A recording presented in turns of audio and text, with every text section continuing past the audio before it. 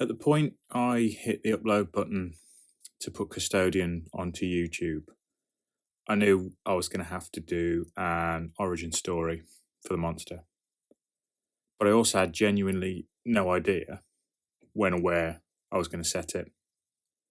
I figured it'd be a short as opposed to a full episode, but I didn't know how much of that I would devote to the monster itself and how much to its handler.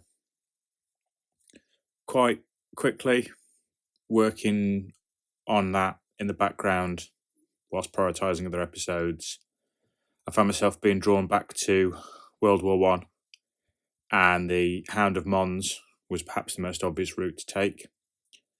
But if you've watched any of the material on this channel, you'll know that I never take route one if I can help it. Plus, Luke over at Wartime Stories had just done a really detailed, full run-through of the Hound of Mons on his channel, which frankly had some outstanding voice work on it from a couple of jobbing Midlands voice artists, but we won't talk about that. I've been writing this for 2 years now. As I've gone along, the influence of the Great War has asserted itself time and time again in the stories that I've been writing. Pretty much any mature character in the Unclassified encounter stories has a World War One backstory or some sort of effect from that conflict.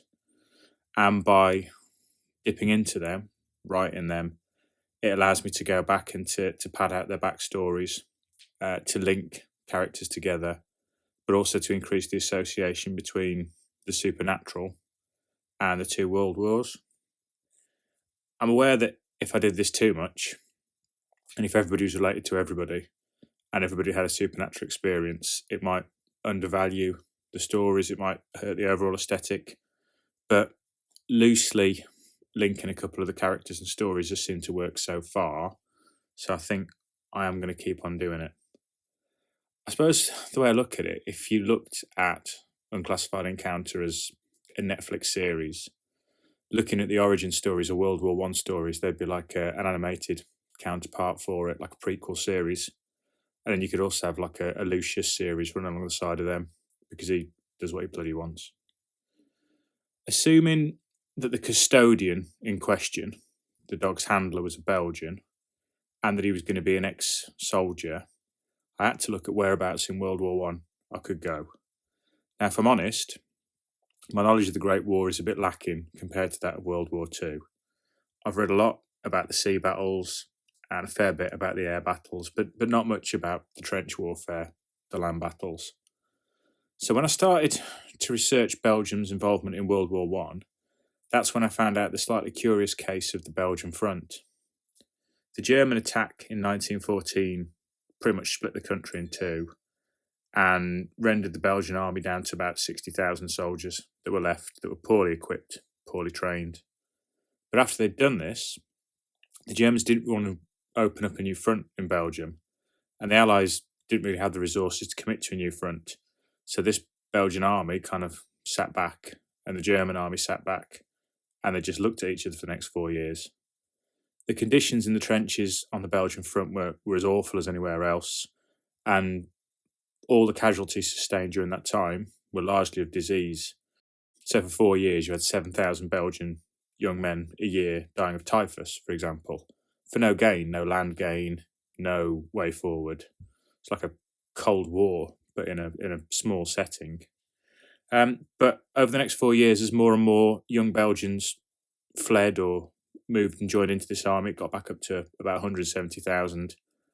And then when the rest of the Western Front drew level with this area, the Belgian army then was in a position where it could fight in the last few campaigns before the armistice got signed.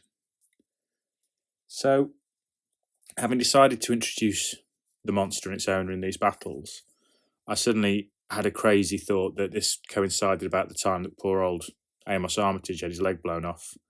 So I thought, well, what about if it touched him? What if he was close to what took place there? I shied away from the idea of having him directly involved, because to have him fight that creature and then fight the succubus just seemed a little ridiculous. But I could involve his regiment, the one he was in before he got injured. And then from that point onwards, he just progressed into this band of vagabonds or ragtag criminals whom he might have had conflict with before he was wounded. And that's where the strappers came from. I've said before, I enjoyed aspects of Peaky Blinders. I don't like the fact it portrayed the Black Country gangs as pretty useless and inbred, and the Birmingham gangs as amazing and showbiz. So I decided I was going to create a Black Country gang that Armitage would have been in conflict with before he was injured. And a little bit like the Peaky Blinders, when I did some Googling, most gangs back in those days were named after their methods of assaulting people. There were a couple of gangs that had been known as the Bucklers because they tied their belt buckles around their hands when they banjo people. So that then turned into the Strappers. Essington, the Essington Strappers, is a real place. It's a rural parish, midway between Walsall and Wolverhampton. I grew up there. There isn't a lot there. It's picturesque, but most of the population is drawn to either Walsall or Wolverhampton for their education and for their work. And the tattoo that's referenced that Anslow notices on the ghoul at the end serves two purposes. It's the original football badge for Wolverhampton Wanderers, which is the Premier League football team there. And it's also the city crest as well. It was adopted by them. So the reason he gets so upset when he sees it is that it's his football team and he realises that this monster, this creature, has come from his own hometown. I don't know if it came across, but when I wrote it, I wanted to introduce a bit of a whodunit aspect to it in terms of putting a couple of characters in there and having you guys try and guess who's going to end up being the monster keeper. It is a short, so the characters are all fairly beige. There isn't a lot of backstory to them. And it was my hope that people would pick either Anslow or Mays, which I've since been told isn't how you pronounce that surname. Sorry. And then be confused when it ends up being Berg. And I also left the dogs till the end deliberately so that the bad guys wouldn't necessarily be them, but would be the army of madmen and deserters that were living in the tunnels in no man land.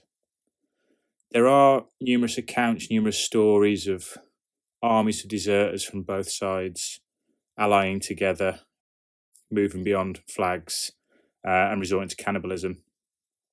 There's not a great amount of detail, the suggestion being that some of these stories are just blatantly made up for entertainment purposes, or others were suppressed by the governments involved because they didn't want the horror to leak out. The one formalised account I did read suggested that when the British Army did find such gangs of deserters living in trenches and eating people, all they'd do is they'd just gas them and then bury the trenches so they couldn't get back out again, which is one way of dealing with it, I suppose. And by introducing these crazies as the bad guys, it also allowed me to have the Strappers on a bit of a redemption arc. They might be bullies, they might be petty criminals, but they're also the only thing that can stand up in the face of this evil with an under-equipped and under-trained Belgian army to defend. And it's them sacrificing themselves that highlights how costly and futile the Great War was, and in turn then allows Berg to become the master of these monsters for Custodian. He's tortured, scarred by his experiences, can't bring himself to kill the creatures, so he goes home. And then when World War II kicks off and the Germans invade again, he comes out of his life of solitude and he employs his pets against the Germans. There's a few more World War I stories in the pipeline, primarily the other half of Brooke. Max, who did the voiceover for Operation Kraken recently, did say that he'd quite like to see the other half, the other perspective on the time travel story in Brooke. So that's something I need to put my finger up my arse and do. There's a lot of potential for those stories of introducing characters we've already seen, or indeed relatives of characters we've already seen. I've said before I don't want to do it too much, but it does tickle me when I do it. I hope you guys like it too. Anyway, as always, thank you for listening to me droning on. The next couple of videos that should be coming out are going to be the shorts that I mentioned in Purgatory. A couple of Russian shorts, a couple of German shorts, just padding that story out. I have teased the scripts to a couple of people and they think they're quite positive, so hopefully they'll come out quite well. So thanks again for listening. Hope all is well with you guys, and I'll catch you again soon.